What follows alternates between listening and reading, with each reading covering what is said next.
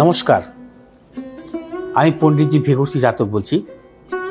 আগামী 9 মার্চ শিব চতুর্দশী যুক্ত অমাবস্যা শনিবার পড়েছে, বামদেবের আবির্ভাব দিবস।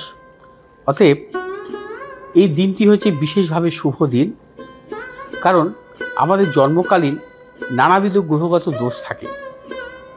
এই গ্রহদোষ জনিত ব্যাপারে কিন্তু আমরা জীবনে কিন্তু সাফল্য পাই না।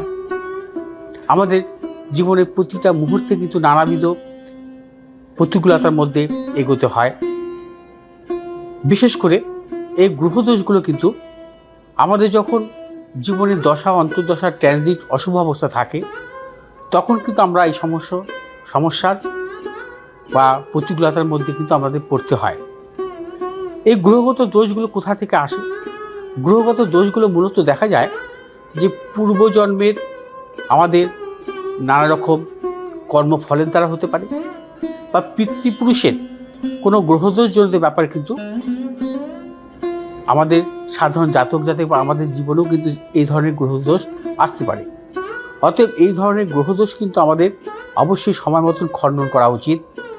এবং আমি মনে করি, যদি আপনার সন্তানের জন্মছকে গ্রহদোষ থাকে, সেটা কিন্তু সময় মতন খণ্ডন করে নেবেন। যেমন মাঙ্গলিক দোষ হতে পারে, অঙ্গারক দোষ হতে পারে, গ্রহণ দোষ হতে পারে, নাচ দোষ হতে পারে, দারিদ্র্য দোষ হতে পারে, কলত্র দোষ হতে পারে, বা শনির সাড়ে সাথী, শনির ঢাইয়া নানাবিধ সমস্যার দরুন কিন্তু জীবন কিন্তু বিষময় করে তোলে, এবং জীবনে কিন্তু নানা রকম সমস্যার মধ্যে আমাদের পড়তে হয় প্রতিটা মুহূর্তে।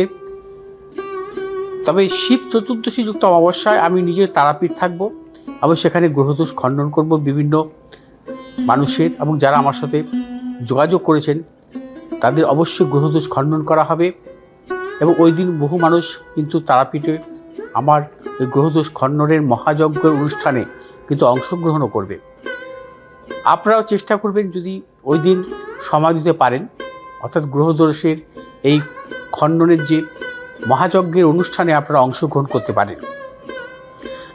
তবে একটি কথা বলবো, যে আমাদের জীবনে নানা রকম প্রতিকূলতা আসে, যেমন শারীরিক প্রতিকূলতা, মানসিক প্রতিকূলতা, বা দাম্পত্য জীবনের সমস্যা, বা বিভিন্ন গ্রহগত সমস্যা। ওই দিন কি করণীয়? যাদের বিশেষ করে শারীরিক বা মানসিক প্রতিকূলতার মধ্যে দিয়ে ভুগছেন, আমি মনে করি শিব চতুর্দশী যুক্ত অমাবস্যার দিন আপনারা শিবলিঙ্গে পঞ্চামৃত তৈরি করে আপনারা শিবলিঙ্গে অর্পণ করবেন। ওং সোমায় নমঃ এই মন্ত্র পাঠ করবেন, এবং ওং হং জুং স এই মন্ত্র 108 বার পাঠ করবেন।